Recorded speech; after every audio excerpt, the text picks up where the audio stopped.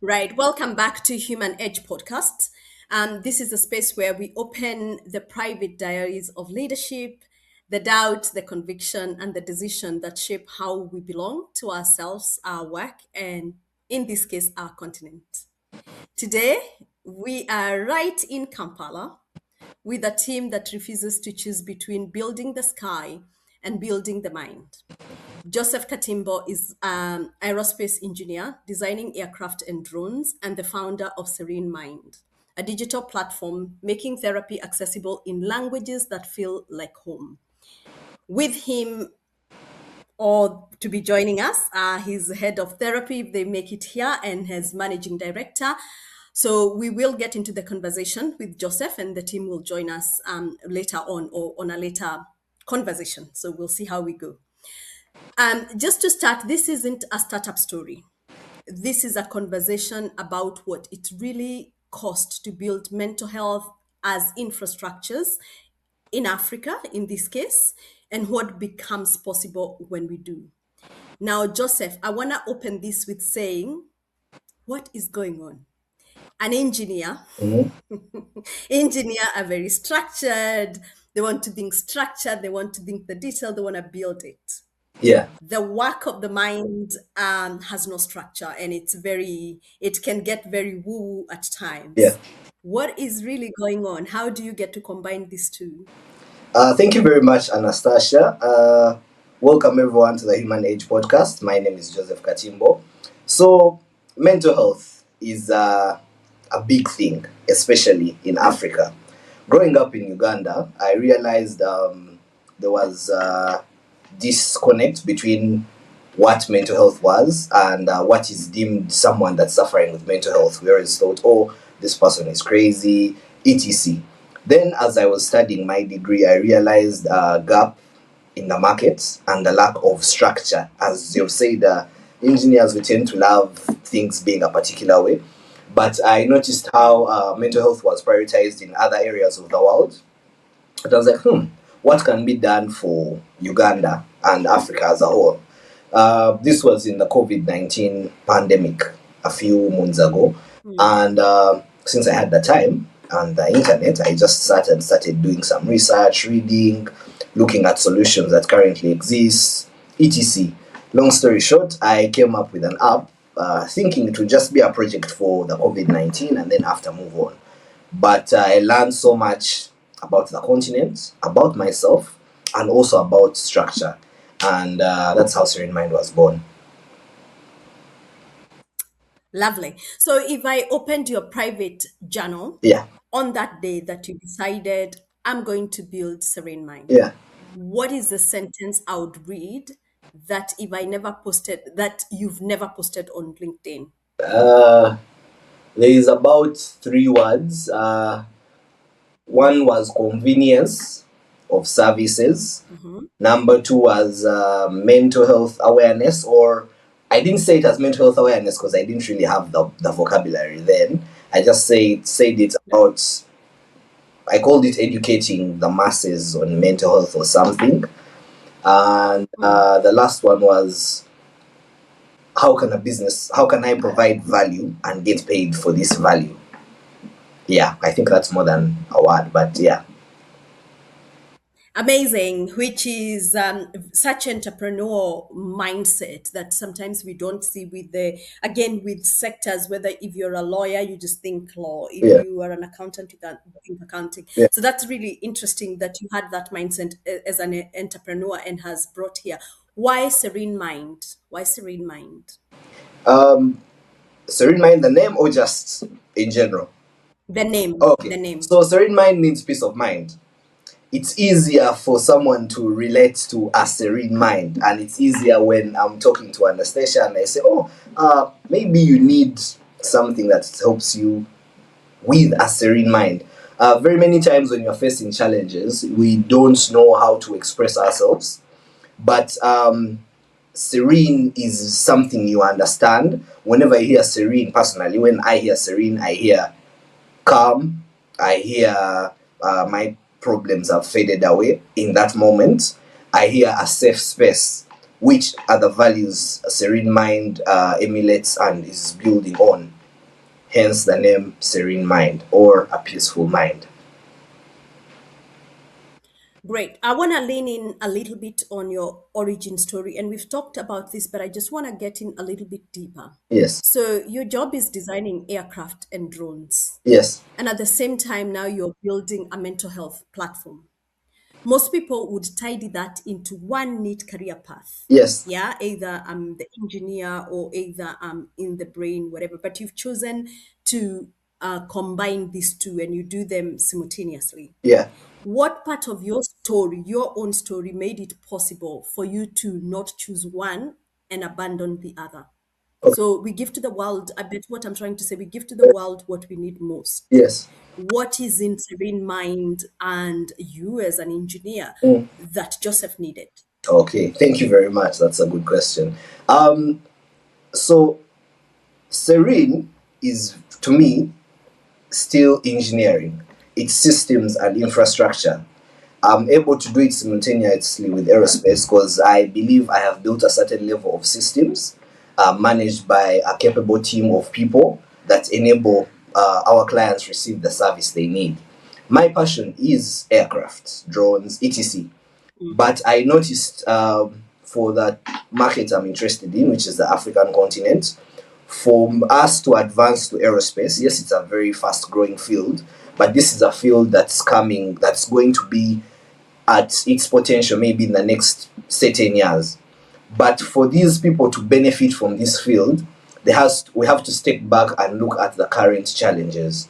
I have to personally, I thought before I think of building planes, yes, people will need the planes or need them for cargo, etc. But what's the current need someone needs? What's the current thing someone could use? Then I thought, as I did more research, I looked and said, okay, the African population is majorly young people. These people are going to come into the workforce in the next 5 years. Many of them are going to start careers. Many of them are going to start families. Many of them are going to go on and do so many other things. I'm just one of many. But if these people don't have a place where they can access mental health services, then we are wasting time. Because then we'll find that our continent is riddled with so many challenges like any other. But me, I believe problems are opportunities in workloads. We have to do the work. But for us to be able to do the work, we have to have tools that make sure us ourselves we are okay. You can't have a continent of all these, the next great generation of individuals, of Africans coming into play when their mental health is not okay, when they haven't healed from childhood trauma, when they haven't understood how to relate with other people, when they haven't fixed their relationships, because that will undermine the family, which is one of the basic areas Serene Mind really, how do you call it, really hones in and goes in to make sure we do our work.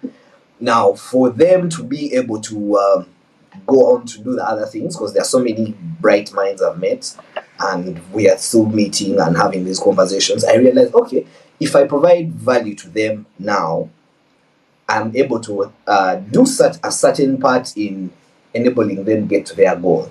And if I do it at scale, I'm able to get paid for the value I've provided, which value I can use to start my aerospace company and then proceed from there. Amazing, amazing. So you wrote a mental health is infrastructure. Yes, That is not a casual line. yes. Whose face or which moment were you thinking on when you realized if we don't build this, everything we are building is standing on sand? Just what you said. So this must have been one of those uh, days when I was in my uni dorm and I was just understanding mental health, and I kept on wondering, okay, someone told me engineers, we think we can fix everything. So I kept on trying to find, because in engineering you find the problem, the bottleneck. So I kept on trying to find, okay, this person has mental health, this person has mental health, what causes it? How can we remove the bottleneck, or how can we remove the problem? And then everyone is fine. I was naive and thought that's how it works.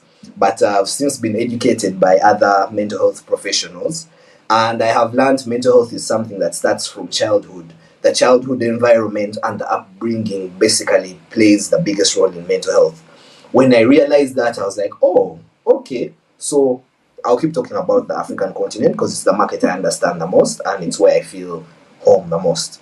So I looked and I said, okay, so all these people are facing these challenges from their childhood that will have knock-on effects on how things are done. In engineering, we have, sorry, I keep adding engineering terms. We have a thing where if you're doing a project and you miss a certain stage, there's a critical stage that impacts the rest of the project. To me, mental health, serene mind, is one of the critical blocks in our continent going where we want it to go. Before we tell people, oh, yes, aerospace industry is here, you can build this, you can empower, you can think bigger, there's so many things we have the materials, we just need to get together and do something. There has to be that immediate need satisfied for them to get in the right mindset that, oh, Joseph can build a plane, or Samson can build a rocket, or we can sit down together and do this, or we can put our differences aside, or maybe we grow up and there was this disconnect between these groups of people and these groups of people. What was the challenge? How do we solve it? How do we go on? Yeah. If Uganda slash Africa slash the world Yes. actually Yes. treated mental health like we do roads or electricity, I Yes. think maybe that's not a very good example for Africa. Yes. Maybe some parts of Africa, Yeah. they treat the seriousness of roads and electricity and our health, just the normal health Yeah. quite critically, but not mental health. Yeah. What is this if we were to treat it the same way we take some of these things seriously? Actually, Yeah. a good example in Africa is how we take our politics a little bit too serious. We're talking about it on our dinner Yeah. table, Yes. etc. Yeah. Something that every community, every household is entitled to. What is this one small, very ordinary thing we would start to see, particularly in young people in Kampala today, if we were to take it that seriously? I believe very many young people would open up on their daily struggles, and their guardians, people they live with, would understand them a lot better. Because I've been constantly told this thing of, oh, you kids of this generation, you kids of this generation. Yes, kids of this generation, we have our ups and downs, but everyone does. No one was growing up. We used to think, oh, the other generation, no offense to anyone, was perfect. They did everything by the book. But the more I've grown up and during my journey at Serene, I realized they also had their own challenges which they face. Now, of course, you can't blame them because, for example, in Uganda in particular, somebody will be going to school and their friend gets shot and they don't have time to process that. They just have to survive, run home. Then they just keep being grateful for surviving the day. Then as they grow and they now have peace, they're not going to worry about certain things or certain things we face today. But now, this generation, my generation that we have grown up, we have so many things. From the comfort of your device, you can access millions of people. You're seated where you are. We are thousands of miles away, but we're having this conversation. And we're going to reach so many people. There's all this information at our fingertips, information overload. We don't know how to process, or maybe we are learning how to process and deal with it. Then there's all this advice by strangers on the internet. I can go on TikTok, I scroll on a video, and someone teaches me how to, say, make a business online. Say, do this, do that. But since other people may not see it from that perspective, and not understand what they're going through, it just becomes a thing of, oh, your generation. Yet if mental health was prioritized, many people, or like the younger generation and the older generation, would get to understand each other and say, okay, yes, in your generation, this is how things were done. Maybe for us, we are not going to the garden. Maybe for us, we are a bit soft. But this is what we are facing. And this is how, for us, we see the world. For you, what you see the world of going to the job and being there till you retire, for us, that's not it. For us, in this day and age, we have internet, we have AI, we have information. I can sit and build and pursue my goals in the way I want and get paid without having to sit and set up a physical office or etc. So back to your question. I believe it's about understanding each other and having a conversation, and so that we fit. Because now we are sort of like this. But when these systems are integrated and we keep talking, then it becomes like this. This is what we need to move the continent forward. Yeah. I like that. I like that. That it and it doesn't have to be, because sometimes we think we have to be the Mother Teresa's of the world. Like we have Yeah. to move the world in such a big, but it's simple as a conversation. Just like I said, the way we discuss our politics at our dinner table. Yeah. If we started to actually discuss about our mental health, just maybe we could change something. Yeah. So Joseph, if I watched a highlight reel of your last year Yeah. as the founder, Yeah. what is the one moment you would be proud for the world to see? Yeah. And one moment you would rather no one ever saw, but that is actually the truth of building in Africa? That's a very good question. Um, the one I'll make this start with the one no one saw. It's the back.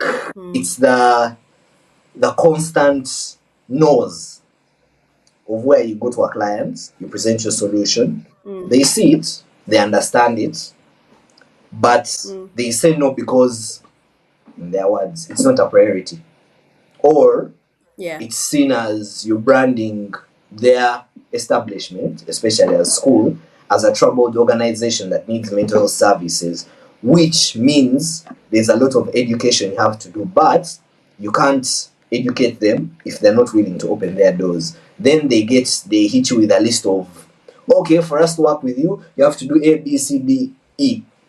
Then you go and do A, B, C, D and come back and say, now, the person supposed to sign has gone to the village. There is no electricity. There is no this. And then you keep doing that day in, day out, day in, day out, day in, day out. Then the self-doubt comes here. And then you think, oh, maybe I'm not doing anything.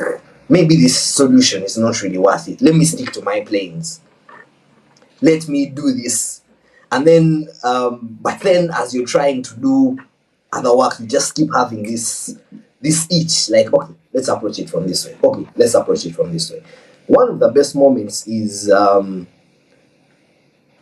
actually, it came from a bad moment that turned to a good moment. So, me and, unfortunately, I don't think he'll be able to join, Ron, Dr. Head of Psychology at Serene, had gone to pitch to a potential investor about an idea we had for Serene. And we had been looking forward to this moment. You know how you wake up, you wear your best perfume, playlist, you're in the zone. You're like, after this, we know how we are going to move, this is it. And then things go that way. So as we are there wallowing in self-pity, as he calls it, having food, he just thinks of something and says, but what if we did this, this, and this? What he essentially came up with is what we call the 5-minute check-in, where Anastasia can talk to any of our therapists for 5 minutes at 5,000 Ugandan shillings. Now, it's a micro session, but very many people, especially the students at university, us charging them a full hour is not money they are willing to part with, because it could be their pocket money for a week or for 2 weeks. But this minute is sort of, and then also they don't know what they're getting. But these 5 minutes are sort of a test of our services, and it's convenient. You can do it when you're going to work, on your lunch break, going home. So we essentially came up with a product and a way to reach our clients the much better way from a rejection. Yeah. Oh, amazing. Yeah. Amazing. As you said, our problems are that's the source of our, innovation. Yes. And you can innovate from it Yeah. and it become productive. If you must have the entrepreneur mindset though, because for most people, the initial no is just like, okay, that's that we done. Yeah. Or then they'll be seeing like, oh, you are reducing my work. So that's really good. It's good to hear that. Yeah. So Joseph, is to get personal, what has this work cost you personally so far in energy, money, relationship, and your own mental health? And does it show up in your CV or your pitch deck? Does it? That's a good question. Cost more than I ever thought it would. I thought it would be a walk in the park, go bring an idea. The Silicon Valley movies we watch, then it all worked out and they gave him a check of $50 million. It doesn't work like that. It doesn't work like that at all. Money, yes. Being a uni student and working part time, I learned to, well, at first it was very hard, but then I learned to use that money for my survival and then for the business. And then we also got creative because when the money is very little, you sort of have to find ways of doing things. You find cheaper alternatives. And then in the long run, you see, oh, okay, actually, we could have went the, when if we had the money, say, we'd be doing billboards all over Kampala. But when you don't have the money, you find other ways. Then you discover, oh, actually, I can reach more people on TikTok than I can reach on a billboard, and I can track the matrix. Oh, actually, we can get this from there. Mental health has suffered.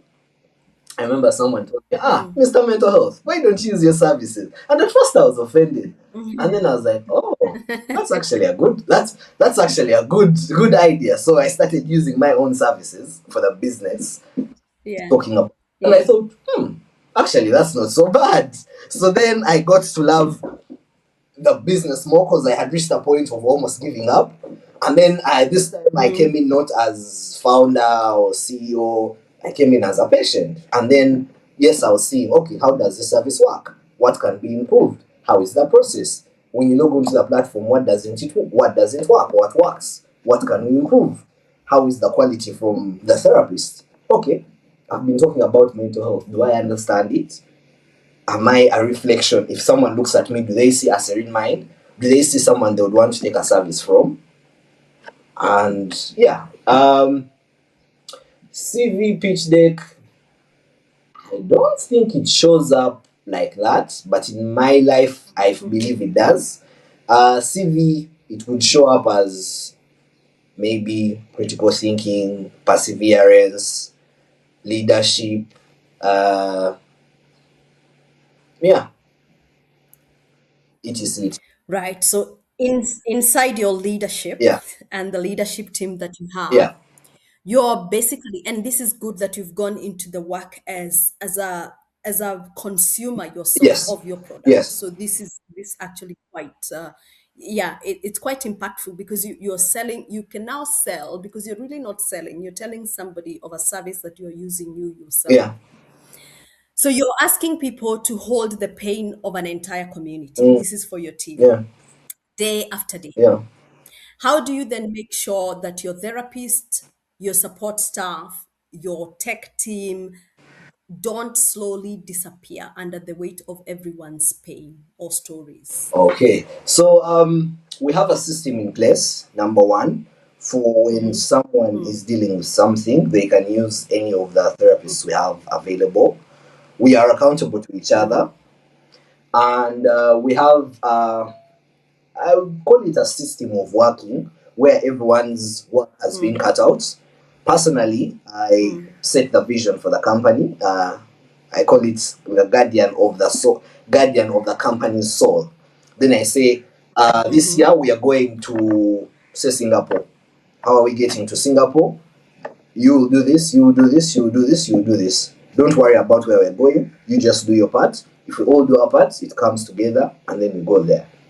These days when things are hard and salaries have not yet come in, and of course me as you, there's not these things of, oh, we'll be fine. No, as the leader, as my people have to eat, they also have other priorities. They have families, etc. You have to find a way. It's about sitting with, instead of hiding and keeping quiet and not responding if there are phone calls. When I was, before, when I just started, I would sort of hide, but now I have learned to communicate. I call them and say, okay, salary is delaying a bit, but this is what I'm going to do. This is what I can send you now. Then when the salary comes, we now sit and say, okay, last month this is what happened. This is why the money didn't come. From your department, how can we generate sales to make sure we cover your salary? Let's start from there. How do we generate sales to make sure we cover your salary for 3 months? What are you doing? Who have you shown the platform? What feedback have you got? Because yes, you can sit and say Joseph has to pay our salaries. Yes, I have to. But if we keep on not having business, we'll crash and burn. So they sort of got to see that side of things and got interested. And then when we have the wins, I make sure I share with them. When we have an extra contract that comes in and is a bit better, it reflects in their bonus, and they're able to see, okay, this is how things are, and this is where we are going. We may not be there yet, but baby steps. Yeah. I love that level of leadership, and I love that level of authenticity and vulnerability. And I wish every leader would lead like that, Yeah. because that I work a lot with CEOs and I work a lot with leadership executive, and in coaching, it becomes really hard to get people to be authentic and vulnerable. And it's exactly what you said. And I say that all the time. It's you communicating and being able to say, yes, I'm not able to pay you this month. Yeah. This is why. Yeah. But these are my steps. That quite powerful. You just maybe see it as you do it because it's something, Yeah. but it's I just wanna honor that authenticity, vulnerability, and really true leadership, Yes. because it's a quality I struggle to get through to CEOs and people, Yes. to just quite see all you need to do. It's not that you're telling people you can't do it. You're Yeah. just being honest, Yeah.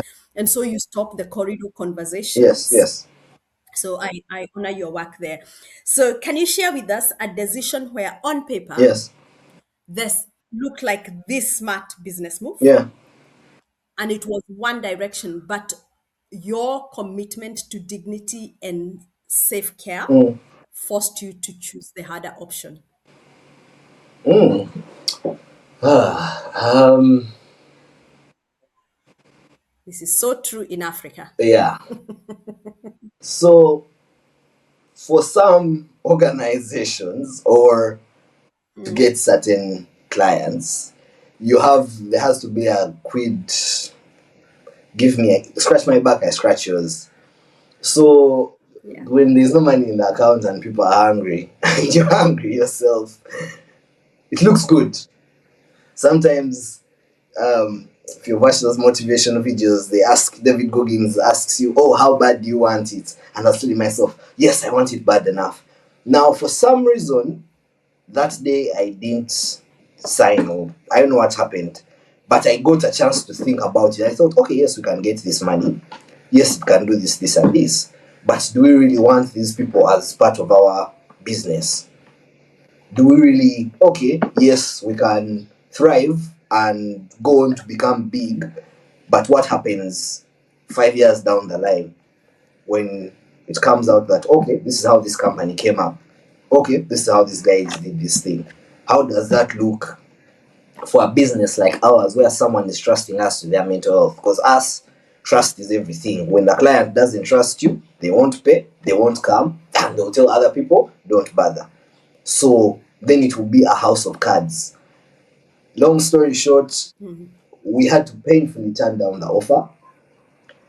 Some days when the money is not there, we would still think about it and say, what if we go back? But then my team, especially the MD and the head of therapy, Dr. Ronnie, they just have a saying, you don't drink poison in that because you're thirsty in the desert. Just because you're thirsty, you shouldn't drink poison. If we crash and burn, then so be it. We tried, we learn from our mistakes. But let's not add on to other challenges. Let's not spoil our future before we actually get there. Yeah. Yeah. Yeah. Yeah. That's again another really a true vulnerability and yet authenticity that I would love to honor, because that's the order of Yeah. business. That's the order of business Yeah. in Africa. Yeah. So to find a space that actually says, no, we will honor our values and we will honor what we stand for, Mm. that's actually quite powerful. And truly, I think we become very short sighted because, as you said, you do it right now, you grow, you make the money. Few years down the line, somebody leaks something, Yeah. or then you have to keep paying someone Yeah. because you don't want a story to come Yeah. out, or then something is leaked someday and then you've lost the trust. Yeah. And reputation and trust is everything Yeah. when you're in Yeah. business. So I do honor that. Yes. So Joseph, you're also trained in AI, Yeah. data science, and cybersecurity. Yes. In most optimistic vision, because you're a Yeah. visionary, what is AI quietly doing in the background to make Africa mental health care more human, Yeah. not less? Okay. Or are we just going for it? Okay. So cybersecurity and AI are just small courses I did on the side to educate myself and see how they can impact Yeah. our business. AI in mental health, I believe, would give us the power to automate a lot of systems, would give us the power to reach very many people that are in remote areas. But since there's trust and mental health is still a thing of its own, you can't come to someone. So I've seen, this is my opinion, I could have understood it wrong. You can't just come to someone and say, okay, these are our services, this is how you accept help, pay. Then after they have paid and their data is there, and say, oh yes, we use AI. Those are two different things. You have to first Yeah. either let them be comfortable with mental health, then slowly you help them understand how AI works and how it doesn't impact them and how it actually makes the service better. Now, AI can be used in so many ways. I've seen people last week, I think, or this week, BBC was talking about use of AI chatbots in mental health. NHS is considering it. So many apps are interested, but it can be applied differently. For us, it's business insights, it's understanding, okay, this is our usage on the platform. These are how many people we had doing mental health assessments last month. These are how many people completed sessions. This is how much money we got. This is the region. What do we understand from that? How can we improve the platform? What features would be good for someone accessing the platform at 3 a.m.? What do they need? What's their feedback? In the long run, we want it to be able to, like, for example, remind Anastasia, oh, you have a session coming up in 2 days. This is what you talked about last time. How are you feeling? To be able to check on. But now that comes with regulation. You have to talk to the regulator, Ministry of Health. Um, you have to talk to the therapists themselves, and then they also have to see how that affects their work and how that comes in, which is a very long process. We'll get into it later, yes, but we believe AI has come to stay, and it's not a thing of replacing humans, because personally I believe humans are the greatest there has ever been. That's why we are the best. But if you combine us with AI, then we can go better.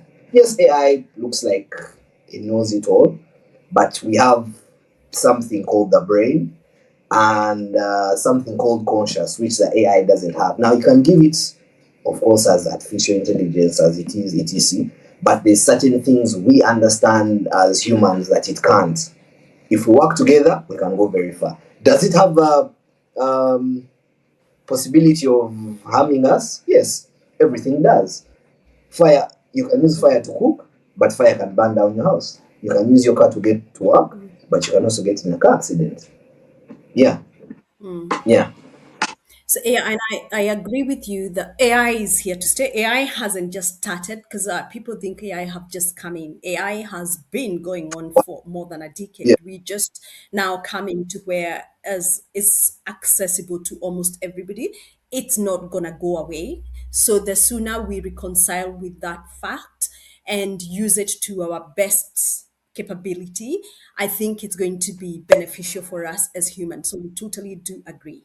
I do agree with you that it's going to have some really great things about it. And with it also comes the other side. yeah, It's how we use it. yeah, AI will replace the person who's thinking, oh, I don't want to even talk about AI. yeah, That person will be very quickly be replaced yeah, because you will not be ahead of the game. yeah, And as a business, the idea is to always be 10 steps ahead of time yeah, to then know, just get to know what is coming and staying, 10 steps ahead. And so AI is here to revolutionize how we do things and how we've always done it. yeah, I am particularly personally interested in healthcare. yeah, That's my background. yeah, And so healthcare is changed and about to change. yeah, We have now surgeons operating in operation theater with AI, yeah, with a machine. yeah, So that talks a lot about it. We have wearables that are telling us how we are sleeping, how we are breathing, all these things. yeah, So I think mental health will be very interesting. yeah, And I get it about chat box to chat with somebody. yeah, our humanness, and where I believe is that we are created for Mm. connectedness. We are created to connect with each other. We are created to be in community. We are created for physical touch and all that. Yeah. That is what AI cannot give. Yeah. And so, you guys who are in mental health, because when my brain is firing a different way, Yeah. I want a fellow human to validate me. Mm. I want a fellow human who knows how to experience and experiences as human to be the person I'm talking on the other side, but not a machine, because the machine can drive me wherever I want to go. Yeah. Right now, AI in that level is very scary because it does still need a human to drive it. Yeah. But obviously, time is coming that is going to Yeah. potentially Yeah. be more smarter than human. It already is at this particular point in time. Yeah. So will be very, very, very interesting. And I can't wait to see what this will mean for Serene Mind. Yes. But if we were to be brutally honest, what does it look like when AI for mental health is designed far away without our languages, our culture, or our spiritual realities in mind, and then dropped onto our communities? Then it's useless. Then it's useless. That's like being given say your size, your shoe size is size 40, and then I give you size 40, and you're working in uh, a place where you need safety boots, and then I give you a size 35 open shoes that would work. Mm, You just look at it and say, okay, but you wouldn't use it, so it would be very useless.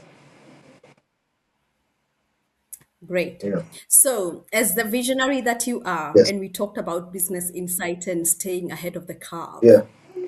if I'm to have this conversation with you in the next 5 years Yes. about Serene Mind that is now full AI equipped, Mm.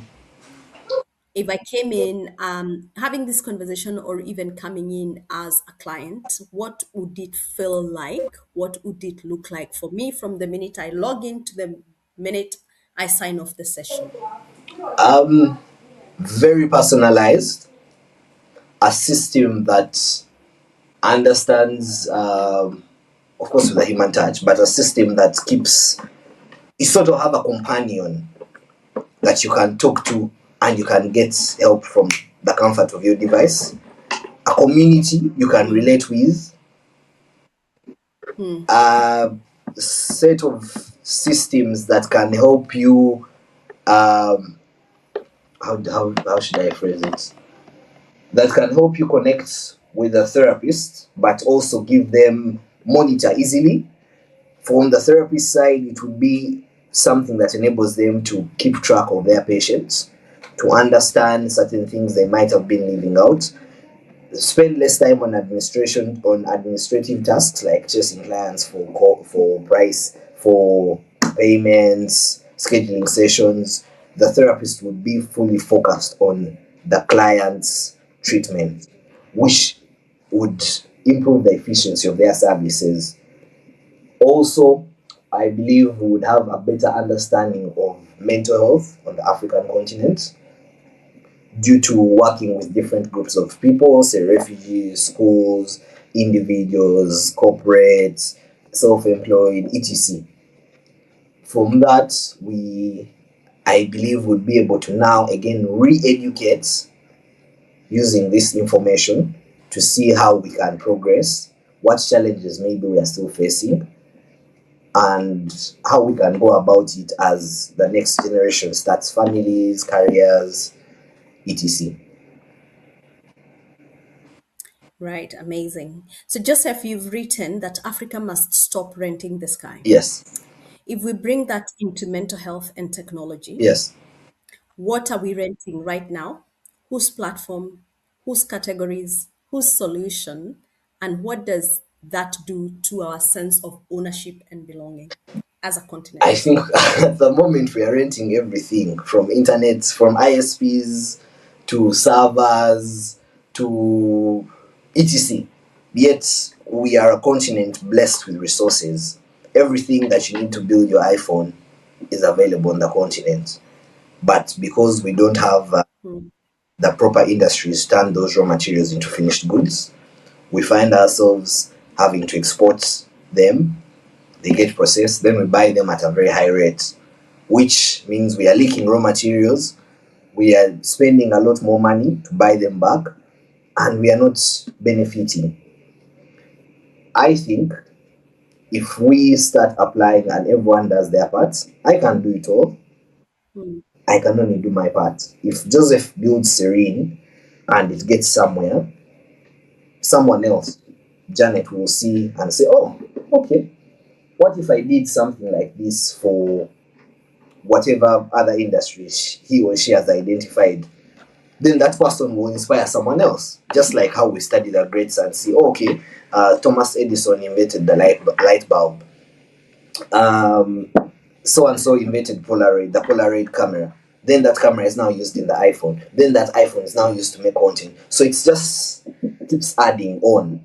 But someone has to do something. All these things, this meeting wouldn't have been possible if someone didn't think of the computer. I wouldn't be able to fly to you. I wouldn't be interested in aviation if the Wright brothers didn't go and build a plane.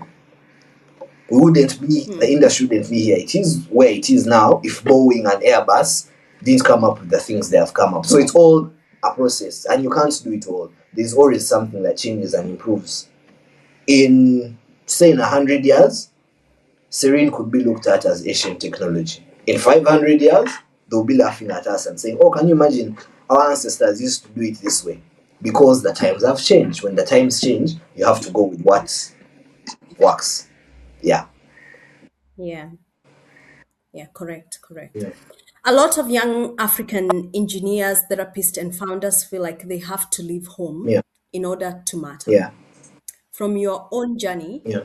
what do you want them to know about both the cost and the gift of choosing to stay and build? Okay. Two things. Number one, I believe it's very essential to not leave, but go and visit somewhere else, especially the first world country. You get a certain level of exposure and see how things are done there. Right now, personally, I wouldn't be interested in building a business in a first world country because you have to over reinvent the wheel. AI has to be doing some magic. If you're building a phone, the phone has to fly or something. In Africa, you don't have to do that. It just has to be tailored to the community. It may not be a phone, it could be something simple that someone gets their medical updates, etc. That's one. Two, be very curious. There's a lot more we have that we can utilize to build this continent. Three, it's going to be hard. Since we don't have systems in place, you're basically learning as you grow. For Serene, we reached a point personally where I didn't know if I was going in the right direction, doing the wrong or right thing. Because there's no playbook to read from. There's nothing to to base on. So that means you have to build things that are robust, yes, but they also have to be ethical. Because 10 years down the line, as we have seen in so many instances, something happens and then they say, oh, so and so did this. But by then, those laws didn't exist. And to be able to get to a certain level, they had to do certain things. But 10 years down the road, when these things exist, they're like, oh no, that is unfair. Now we are going to sue you for this. Then you get sued. So it's a very tight rope. Yeah. Yeah, totally understand. But I again have to honor you for staying because there's that mentality of we have to leave. Yeah. But as you really have put it very strongly there, Africa is the next big market. Yes. And as you said, Yeah. the opportunities are Yeah. endless because in most areas there is nothing to compare. Like when you were talking about Serene being able to know that, like your therapist being able to send them automate the appointment Yeah. etc, that's Yeah. happening right here right now. I just get somebody to send me and say, oh, you're overdue to see your GP. I'm like, hello, how do you know? Yeah. Yeah. Yeah. So but that also comes with another ethical question in about AI, about data. Yeah. And I don't know whether you know about it because I wonder where in the continent we're gonna sit. Are we going to be freely be able to give our data? Are these some things we don't care and we're about arrogant about it, and so we just let people use it? Are we, because here now the fight has been, but what about my Yeah. privacy with data? What do you think? How are you getting along this road with Serena? And I know you are not quite there, but Yeah. this is where you're looking to go in terms of obtaining people's data and being able to keep it, and even being able to utilize that data to inform Mm. therapies and things that you're looking to build in future. Yeah. That's still a challenge. I believe it's something, even us, we that's why we don't talk about, we don't go with mental health and start talking about AI, because that's we have been actually kicked out of an office when we talked, it was in conversation and we briefly mentioned AI, and reached the end of the conversation, and we asked the client and I said, yeah, we don't think we can work with you because ABCDD. But it's because maybe we didn't explain it well, maybe they got scared about their data. But I believe as we improve the platform and get where we want, we'll have to have certain measures that ensure that the patient is in charge of their data. But what data? Because even as we are sitting now, from the time you woke up, there is data you've generated. Driving from where you are to, say, to the beach, every traffic light you've passed, that's data. Everything you've done, every purchase you've made, that's data. Now, if someone is not interested, it doesn't look as valuable. But if I wanted to know about Anastasia, I can find a way of finding that data, then I can use it. Health data, mental health data, etc. So then there also has to be Africa actually, yeah. yeah. Africa excites me because we go here and yet we are the ones with mobile phones and we are giving foreigners our Uh-huh. data. So it has to be okay. Now, what is classified as data that's very personal or as shareable? Because then, also, with the way the world is building systems, it's become a thing of, yes, you want it personalized, but for it to be able to be personalized with your chat GPT or Claude, you have to tell it a few things about yourself. So there's then maybe some Gen Z or some Gen X or millennial will think, huh, there's a data problem here. And then they come up with a solution. Yeah. Yeah, yeah, yeah. And that's how we want people to think because AI is not here to shy off that we are African. I doubt your president will be able to turn, as he turns off internet, whether that is something he'll be able to turn it off. Well, I, we'll wait and see where that I goes. don't know that. But for leaders, I don't want you to comment about that. I don't want you to be in Yeah. trouble. For leaders and managers across Africa listening right now, Mm. what is the one concrete change they can make in the next 30 days that would make it safer for someone in their team to say, I'm not coping, I'm not okay, without fearing punishment or ridicule? That's a good one. Accepting that mental health is actually a necessity, and inviting people to start having conversations around it. Not giving incentives yet, because if you say, oh, I'm earmarking $20 million for mental health, there will be all these people that crop up that just want a piece of the cake. First, I believe you start with conversations. What is mental health? What do you understand? How do you access mental health? What systems do we have? What is failing? What is working? In this day and age, what can be done to improve? How can it be scaled? How can it be scaled? What can be removed? How can governments and me as a leader, what part can I do? Because of course no one can do everything, but say ahead of something, you can do this part that makes sure this policy enables you to enable to get mental service. It's understanding where we are now in regards to mental health and how to proceed forward. How to what can this particular leader do in putting a stone to building the mental health infrastructure for the continent in their area of influence. Yeah. Yeah, yeah, amazing. Um, so for therapists across the Yeah. continent who feel Yeah. alone, underpaid, or burnt Yeah. out, what does Serene Mind practically offer them in terms of community tools and stability that helps them feel part of a movement, not just a job? So So in summary, what does Serene Mind do? okay. Serene Mind is a digital mental health platform with two sides. We have the side of the client that wants to see the therapist, from the comfort of their device, affordably, privately.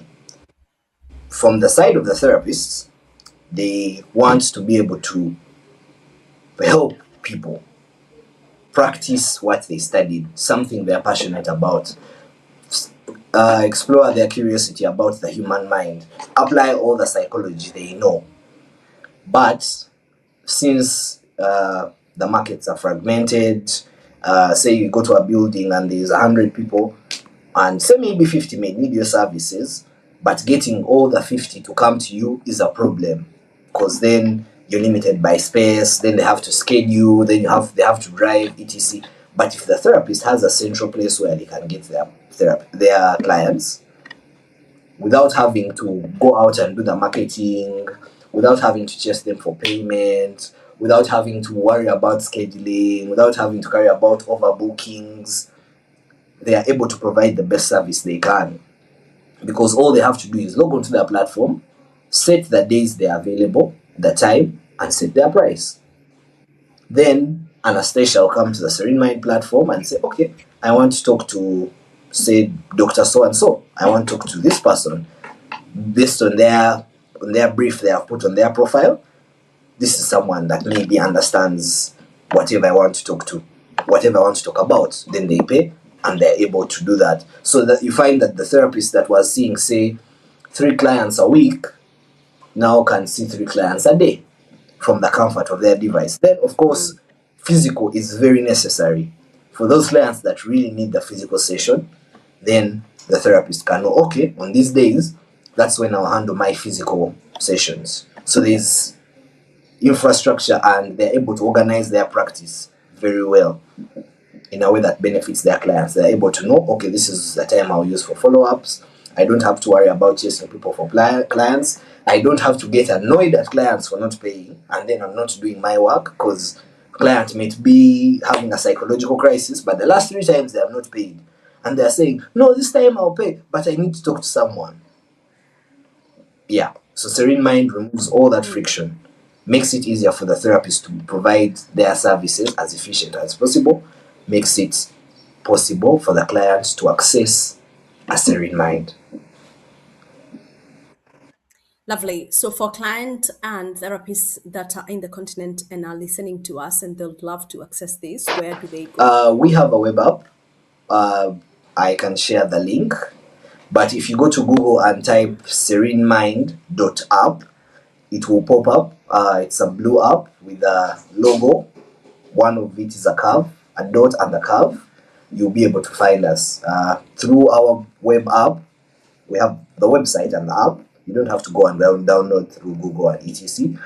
Something you can install on your PC, on your phone, on your iPad, etc. You can scroll through our therapists, do a mental health assessment to see how you're doing, take a screenshot, then book a session. Could be a 5-minute check-in to understand our services.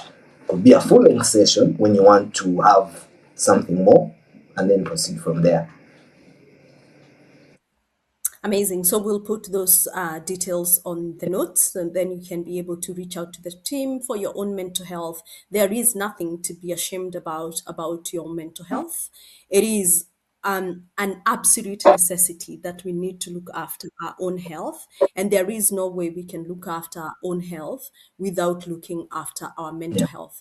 I bring in and you're building drones and planes, and we talk about oxygen Yes. first. So when the oxygen comes down, the oxygen, you need to put it on yourself first before you even support your Yeah. children. This is the very same thing when you're looking after your own Yeah. mental health. So if you're listening to Mm. us, looking after your mental health is not a Yeah. luxury, is not something to be Yeah. ashamed of. It's actually something to lean in Yeah. heavily. I really believe in looking after my own Yeah. mental health. I believe everybody should have a therapist. I believe we should be looking into ways to enhance our cognition and our own ability to just be sane. You did allude into it at the beginning of this conversation that all our mental health status and who we be and who we are started from our childhood. And unless you can understand who you truly are, the environment you're raised through, to then be able to understand how you react Yeah. to things and why you react to things, it's the only Yes. way. So I dare say that all of us should have Yeah. therapists. Like we have Yeah. accountants, like we have doctors, GPs, we must have Yes. therapists. So Joseph, in Yes. closing, if everybody listening to us took out a notebook Yeah. tonight and wrote one sentence that begins, mental health becomes infrastructure in my life when what do you hope they write? And what do you hope they actually do differently tomorrow because of this Sorry, could conversation? you repeat that? If someone pulled out their notebook and was writing? If Yeah, if somebody listening to us Yeah. today took out their notebook tonight and wrote one sentence that begins, mental health becomes infrastructure in my Yeah. life when what do you hope they write? And what do you hope they actually do differently tomorrow because of this conversation? I would say mental health becomes infrastructure when I prioritize it in my life.